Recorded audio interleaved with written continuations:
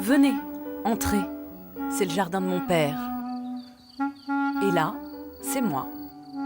Dans ma famille, la sieste c'est sacré, c'est un rite, c'est un art. J'aurais pu vous en parler sans vous présenter mon père, mais ça aurait été dommage. Voici donc le maître des lieux et de la sieste, Jean-Marc. Tous les jours, il ferme les rideaux de son officine pour s'accorder ces quelques instants de repos salutaire. Il a converti toute la famille, sa femme bien sûr, ma belle-mère, mais aussi mon mari et ma fille, Tessa, qui est en ce moment au pays des rêves. La sieste est un moment magique qui dure le temps d'un songe. Mais mon père ne vous dira jamais qu'il dort. T'as dormi? Non, j'ai réfléchi. J'ai pas dormi. On ne dort pas quand on fait la sieste. C'est Papy qui disait ça. Oui, il disait qu'il réfléchissait. Dans ma famille, le bonheur est dans la sieste. Et mon père cultive cet art de vivre au quotidien. Sa femme a fini par prendre le rythme, elle aussi. Mes parents disaient toujours que la sieste était faite pour les feignants, qu'il y avait que les feignants qui faisaient la sieste et que la journée c'était fait pour travailler, c'était pas fait pour dormir. Voilà. Et alors du coup, toi aujourd'hui, tu fais la sieste? Et maintenant, oui, j'ai pris des bonnes habitudes dans la famille. Puis après, on prend très vite l'habitude de dormir après le déjeuner. C'est un art aussi. C'est un art de faire la sieste. Ça s'apprend évidemment, mais il y a des gens qui disent « je ne peux pas faire la sieste ». Alors que c'est tout simple, il suffit de s'allonger, de fermer les yeux. La sieste, question de culture ou de nature? Une perte de temps ou un gain d'énergie? Pourquoi certaines personnes font-elles la sieste quand d'autres en sont incapables? Et si je vous emmenais avec moi sur les traces de cet énigmatique voyage, juste le temps d'une sieste?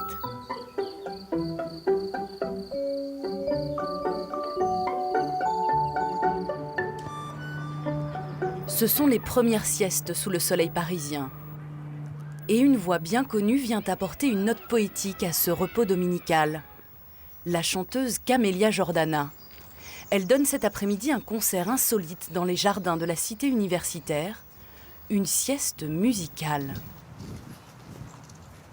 Je crois que c'est Ferré qui disait la première étape pour un artiste, pour toucher les gens, c'est de les faire danser. La deuxième, c'est de les faire pleurer. La dernière, c'est de les faire dormir.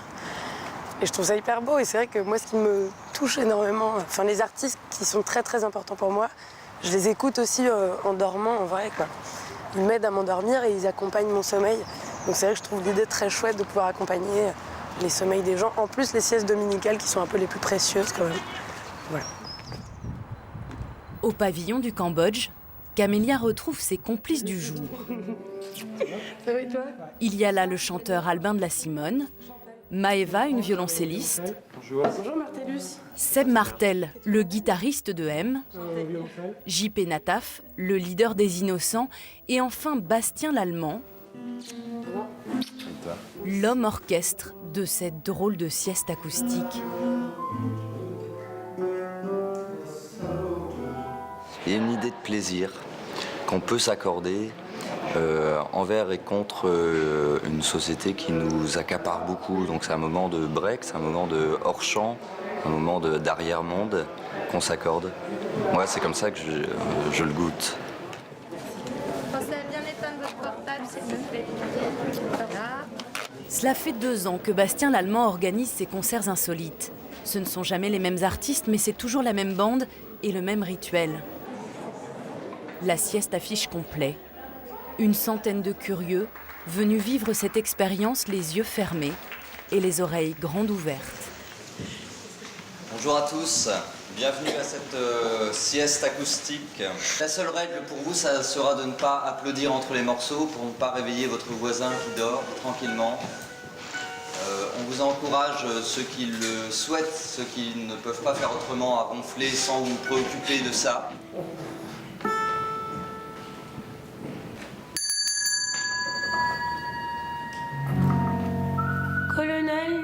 coma, capitaine paumé, pleure des Niagara et des giboulées pour une fille de l'Est qui a cassé son cœur. Le temps s'évanouit et les dormeurs bercés s'envolent aux confins des Joue songes. les astronautes et dans les nuées, tu cherches rien d'autre que ta bien-aimée.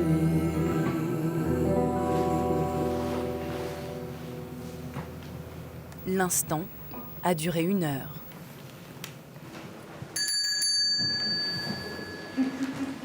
Les corps s'étirent et les rêveurs semblent revenir d'un lointain voyage. Bon, lui a dormi quand même, bien qu'il soutienne que non. T'as dormi ou pas, Abel, finalement? C'est vraiment très très agréable. Il y a beaucoup de façons de faire la sieste. On peut faire tout, on peut ne rien faire, on peut lire, on peut faire l'amour, on peut dormir. Mais vraiment la sieste musicale, je la conseille à tout le monde, c'est merveilleux. Mais il existe un pays où on n'attend pas le week-end pour s'adonner à ce repos salutaire. Un royaume où la sieste est reine. Et c'est là-bas que je vous emmène.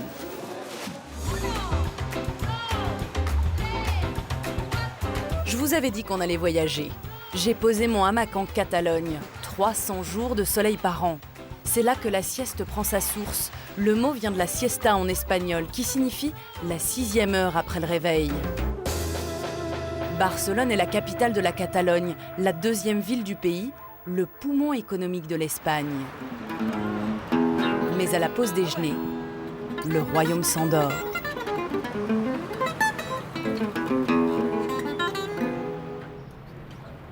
Tout le pays se met au diapason, même les musiciens sont obligés de couper le son. C'est la loi de la siesta en Espagne, et c'est elle qui dicte le tempo. Alors à quoi ressemble une journée avec les rois de la sieste? Les Espagnols sont peut-être des couches-tard, mais ils se lèvent à l'aube. Je vous présente Alphonse. Il est opticien, et ici, les commerces ouvrent à 9h. 2 heures plus tard, première pause. Il est 11h30, l'heure du petit déjeuner espagnol. Le fameux churros con chocolate. Ah non, pardon, on est en Catalogne et pour Alphonse, c'est Ramon.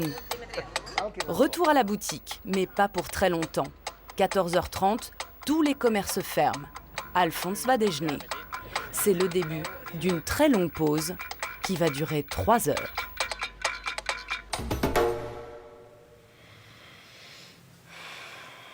Comme beaucoup d'Espagnols, Alphonse s'est juste reposé quelques minutes. Sa boutique ne rouvre qu'à 17h. C'est vraiment une tradition, la sieste en Espagne? Non, pas exactement. Dans certaines régions d'Espagne, plus que d'autres, un peu plus les week-ends et en vacances. Et aussi plutôt au sud, où c'est plus dans la tradition à cause du climat, parce qu'il fait chaud. Alors oui, ici, on fait un petit somme, on se repose 10 minutes, et après, on est en état de marche, mais on ne peut pas tout le temps le faire. Après 3 heures d'interruption, la vie reprend. Alphonse va travailler jusqu'à 20h. Le temps de rentrer, il sera chez lui à 21h pour dîner en famille avec sa femme et sa fille. C'est presque la fin de la journée. 22h, les programmes en prime time à la télé commencent. Comme la majorité des Espagnols, Alphonse se couchera peu après minuit. Mais ce mode de vie original ne convient pas à tout le monde.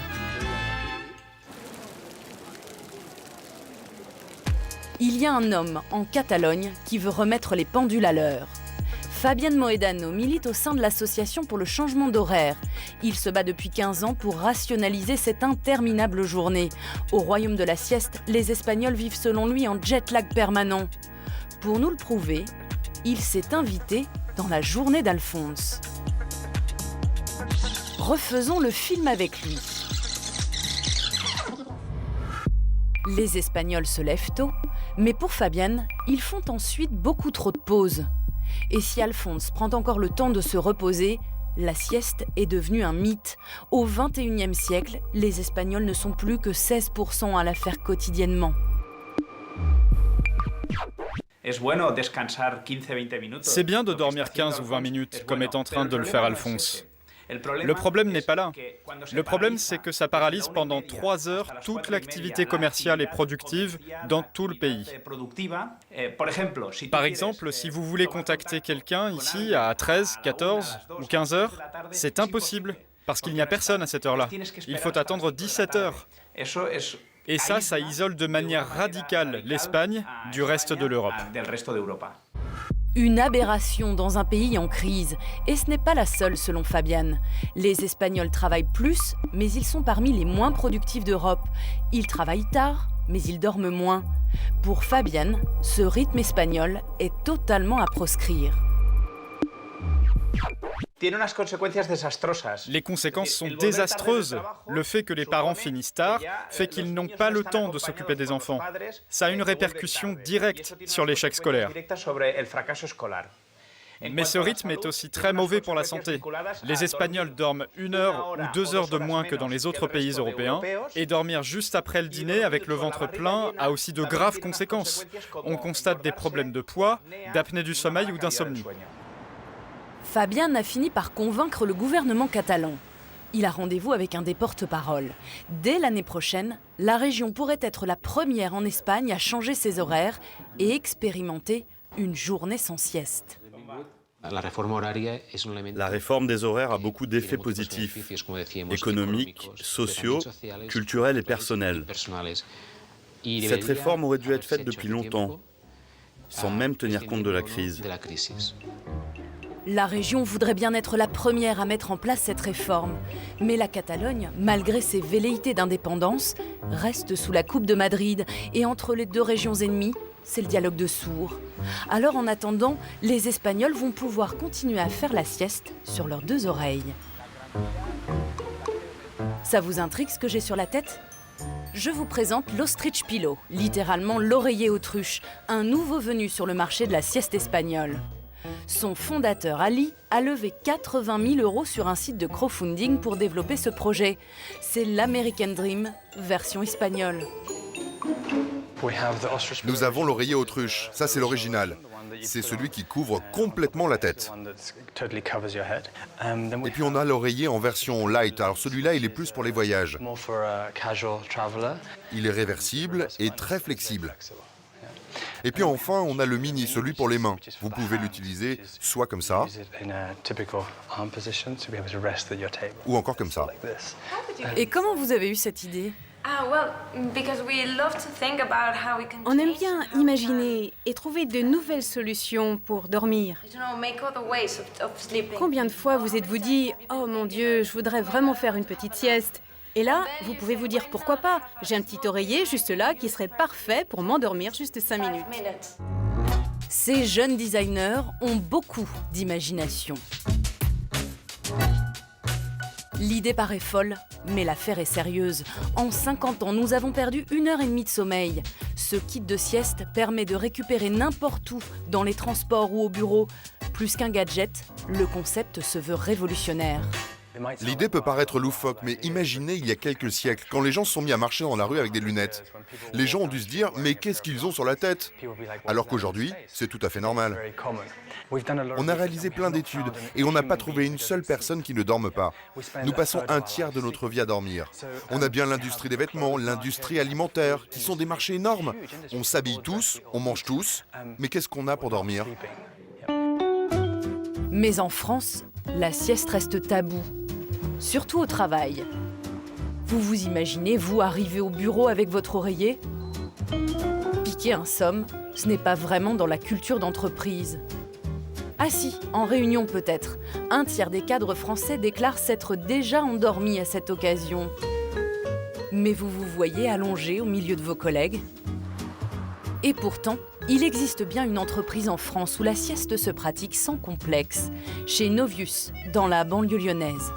La société est spécialisée dans la création de sites internet. Elle emploie une 30aine de salariés. À la pause déjeuner, ceux qui le veulent peuvent aller faire un tour dans la salle de sieste. Romuald est un fervent pratiquant.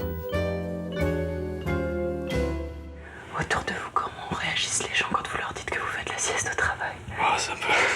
C'est un peu compliqué, effectivement. On passe un peu pour des fainéants, un peu. Mais tu fais rien au travail,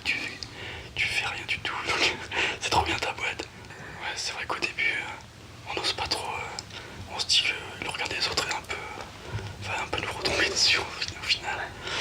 Et finalement, au fil du temps, en sachant que le patron lui-même le faisait, ça rassure. Un patron qui fait la sieste avec ses salariés? Et oui, il est même là juste à côté. C'est lui le boss. Jérôme a participé à la création de cette salle il y a maintenant 10 ans. Et il assume. Si vous regardez autour de vous, vous avez une salle qui fait 10 mètres carrés. Vous avez une salle aveugle, donc dans laquelle on ne peut pas faire de bureau. Vous avez 3 poufs qui coûtent moins de 300 € chacun. Vous avez 2 petites tables, une lampe à lumière tamisée qui fait 150 €. Ça coûte moins qu'un ordinateur portable. Ça fait 10 ans qu'on a une salle de sieste. Si tous les jours on a ne serait-ce qu'une heure de productivité en plus, ça fait largement de temps que cette salle et cet investissement est rentabilisé.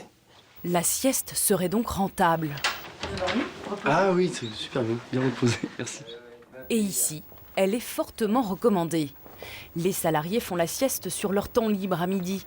Pas de perte de temps, plutôt un gain d'énergie.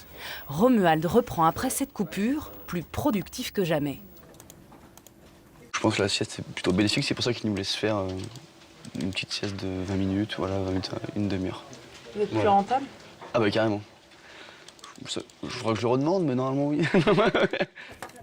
Une mesure qui coûte 3 fois rien, des salariés plus efficaces, l'équation est simple. Pourtant, Novieux, c'est l'une des seules entreprises françaises à encourager le repos dans ses locaux. En France, la sieste a encore bien mauvaise réputation. Dommage, ses bienfaits sont pourtant scientifiquement prouvés. Pour vous en parler, je vais laisser la parole à Mika. C'est lui le champion. Mika est un ultra fondu, un sportif de l'extrême dans une discipline aussi dingue que méconnue, l'ultrafond. Une course sans fin, un super marathon qui peut durer plusieurs jours. Et Mika s'est fixé un nouveau défi. Mika, qu'est-ce que vous préparez aujourd'hui?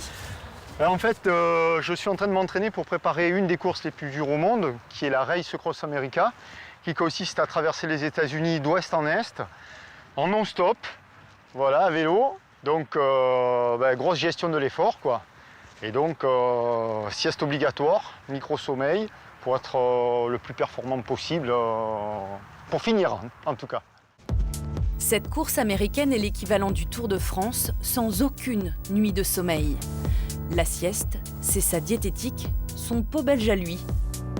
Alors, après 1 heure de course, il s'entraîne donc à récupérer. Une sieste de 3 minutes. Et c'est grâce à ce repos flash qu'il a battu un record du monde. C'était il y a 2 ans. Installé dans le hall de la Cité des Sciences de la Villette, Mika a couru sur un tapis pendant 6 jours et 6 nuits. 814 km parcourus en dormant seulement 10 heures et 18 minutes au total. Pour tenir, il a fait 47 siestes de 15 minutes en moyenne. Mika est un sportif de l'extrême, mais aussi un champion de la sieste. Et c'est un peu grâce au docteur Mulins. Salut, salut. Alors, ouais, mais je viens pas de Paris comme ça. Le docteur Mulins dirige le laboratoire de sommeil d'Albi. Il est somnologue et c'est le professeur de Mika. Et oui, faire la sieste, ça s'apprend. Bon, ben voilà, le docteur Eric Mulens, mon grand parrain du sommeil, voilà, qui m'a tout appris pour bien dormir. Pour le docteur Mulins, Mika est un ami, mais aussi un cobaye. Ouais, je vais aller me changer, après on attaque l'équipement. C'est ça. Pour cet entraînement scientifique, la tenue du jour est assez technique. C'est bon? Nickel. Allez, assieds-toi. Grâce à des électrodes, l'équipe va analyser ce qui se passe dans le cerveau du sportif pendant la sieste. Mika, lui, doit apprendre à s'endormir le plus vite possible pour atteindre le stade de sommeil léger. Cette phase arrive généralement au bout d'une quinzaine de minutes. Mais avant, il va devoir faire un gros effort pour s'habituer à récupérer, même quand il est tendu ou stressé. Alors pour tous ceux qui n'arrivent pas à faire la sieste, voici le mode d'emploi. Pour s'endormir, il faut avoir un sommeil lent. Il faudrait rentrer dans du sommeil lent. C'est-à-dire qu'il faudrait que, comme une image, que le cerveau soit plus lent. D'accord? C'est un peu les gens qui veulent, pour aller dans le sommeil, il faut presque être en haut d'un toboggan et puis après glisser dans le sommeil. D'accord? Et cette phase s'apprend. C'est-à-dire que quelqu'un qui se met dans un lit alors qu'il est très énervé, qui ne sait pas se relaxer, c'est même pas la peine qu'il aille dans ce lit parce qu'il va en sortir, parce qu'il ne pourra pas se relaxer. Donc on apprend aux gens, on apprend la relaxation, tout simplement. Ce qui fait qu'on grimpe en haut du toboggan et dès que les portes sont ouvertes, on glisse dans le sommeil après. C'est donc une phase de préparation. Qu'à cela ne tienne, moi aussi, je veux essayer. Parce que ça vaut le coup, là. Après tout, faire une compétition de sieste avec un ultra fondu et un somnologue, ça n'arrive pas tous les jours. Si Mika a besoin de se dépenser, moi, il faut plutôt que je me détende. Il faut respirer. Il faut que le ventre sorte quand on inspire et rentre quand on expire. Alors, par exemple, vous pensez à votre pied, voilà, votre pied droit, vous y pensez, vous essayez de bien tout détendre. Je crois que je suis prête pour la sieste. Idéalement, c'est 20 minutes. Au-delà, on tombe en sommeil profond. Une certaine maîtrise. Quand on fait du sommeil profond, pour réveiller quelqu'un, il y a un comportement excessivement difficile. On a un mal fou à sortir du sommeil, on appelle ça la confusion du réveil. Et ensuite, ça dure longtemps, on appelle ça l'inertie du sommeil. Ça dure très très longtemps et c'est très embêtant. Voilà pourquoi souvent les gens ne préfèrent pas faire la sieste parce qu'ils sont mal quand ils se réveillent. Allez, au lit. C'est dur, là. Voilà. À tout à l'heure.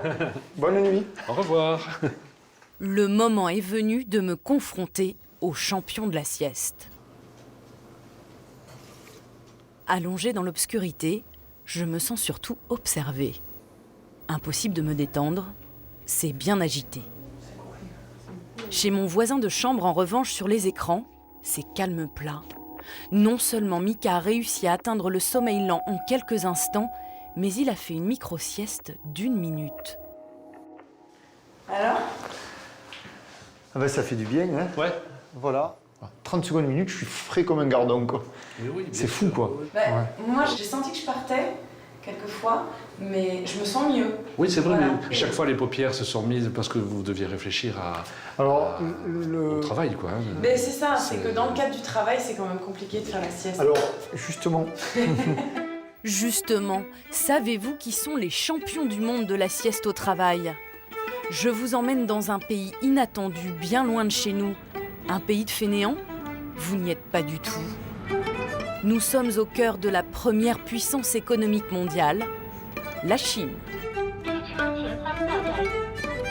Le train file à vive allure à 3 heures de Shanghai, à Fonghua, une petite ville de 5 millions d'habitants. J'y suis attendue par un chef d'entreprise français.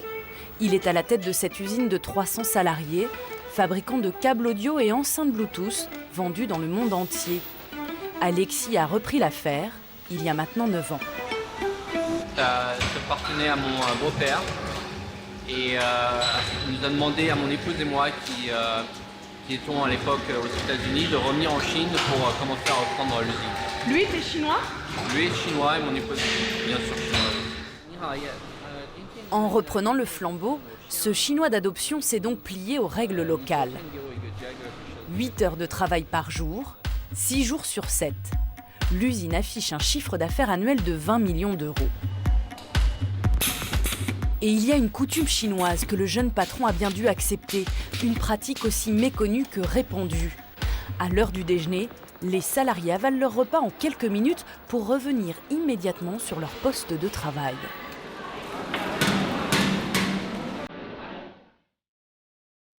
On pourrait croire l'usine déserte. Pourtant, ils sont bien là.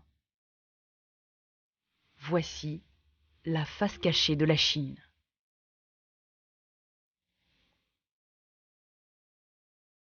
Tapis dans chaque recoin, les ouvriers se sont assoupis. Tous les jours, ils reprennent la même place. Et chacun cherche le sommeil dans ce confort spartiate. Loin de la fureur d'une Chine en plein boom, pas un bruit dans l'usine transformée en immense dortoir. Ah, il y en a encore un là-bas qui est posé sur une table, ça va être intéressant, venez, venez. Voilà. Alors attention.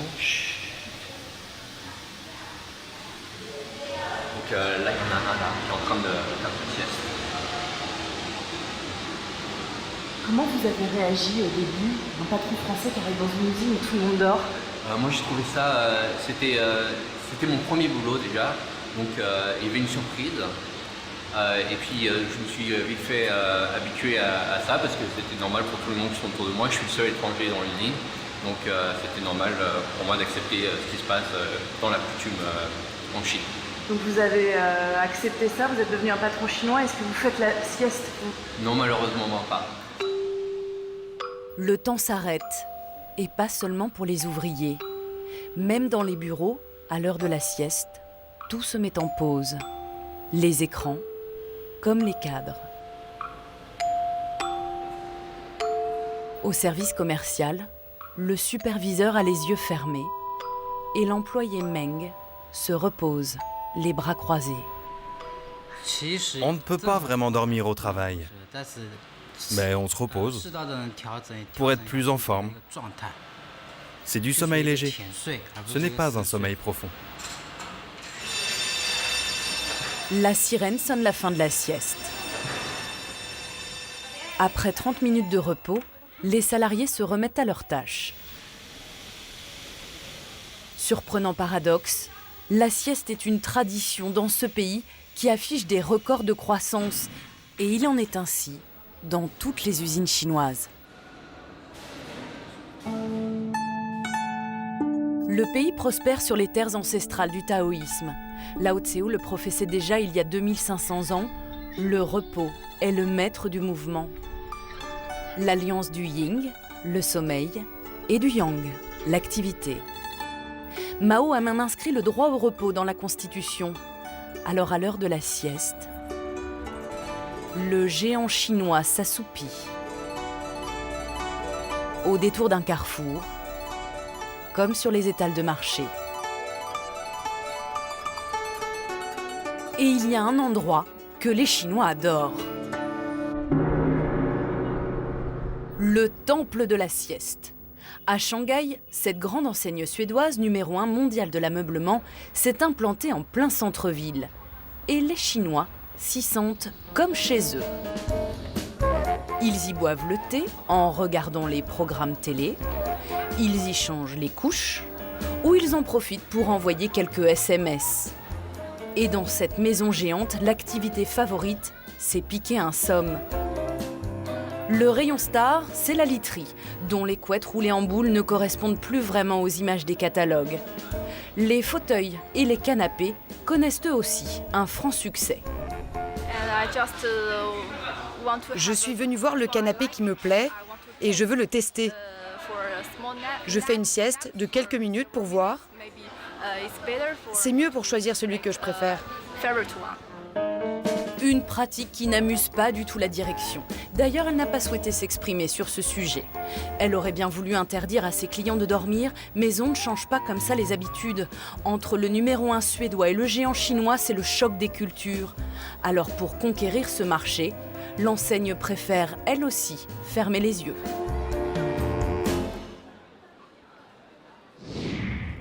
La Chine, première puissance économique mondiale et championne de la sieste, serait-ce la clé d'une meilleure performance?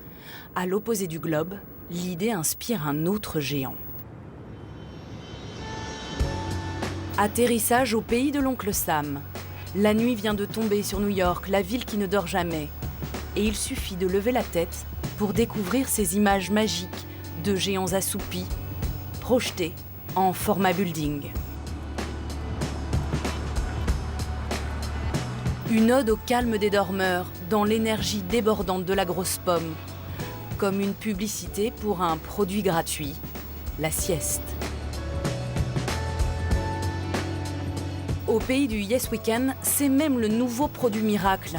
Sa meilleure ambassadrice est l'une des femmes les plus influentes du monde. Elle nous attend sur Broadway. Nous sommes au siège du Huffington Post, le plus grand site d'information américain derrière le New York Times. Et voici sa fondatrice, Arianna Huffington. À la rédaction, elle a fait installer des salles de méditation et de repos pour les 1200 salariés. Dans l'une d'elles, une bulle à l'allure futuriste côtoie un fauteuil de massage tout cuir. Il faut changer notre culture pour que les gens comprennent que la sieste, c'est un outil pour améliorer notre performance. La sieste, Arianna Huffington en a fait un livre, Thrive, s'épanouir dans la version française. Elle y raconte comment elle est devenue une adepte de la sieste. En 2007, elle s'écroule littéralement de fatigue sur son bureau. Elle s'en sort avec 4 points de suture et l'os de la pommette fracturé. Une des leçons de cette histoire, c'est que souvent nous ne sommes pas conscients de notre degré de fatigue. Je crois qu'on se préoccupe plus de nos smartphones, de combien il leur reste de batterie. Et s'ils arrivent à moins de 10%, on se précipite dessus pour les recharger. Mais si vous m'aviez demandé le jour où je me suis évanouie, « Arianna, comment vas-tu ?» je vous aurais répondu « Très bien ». Nous sommes tellement habitués à la fatigue qu'on finit par se dire que c'est normal. L'executive woman parcourt désormais le monde pour prêcher une révolution. La sieste comme nouvelle voie de la réussite. Jusque dans les très prestigieuses conférences TED en libre accès sur Internet. Et ma petite idée pour réaliser de grandes choses, c'est dormir.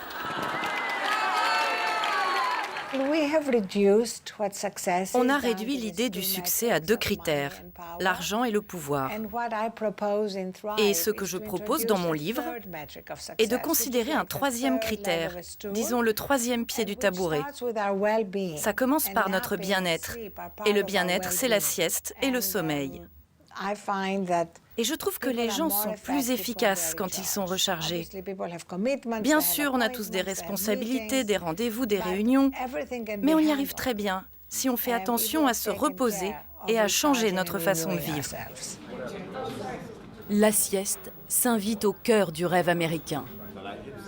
Comme Arianna, ils sont de plus en plus d'adeptes à vouloir ralentir le tempo pour retrouver l'essence de la vie.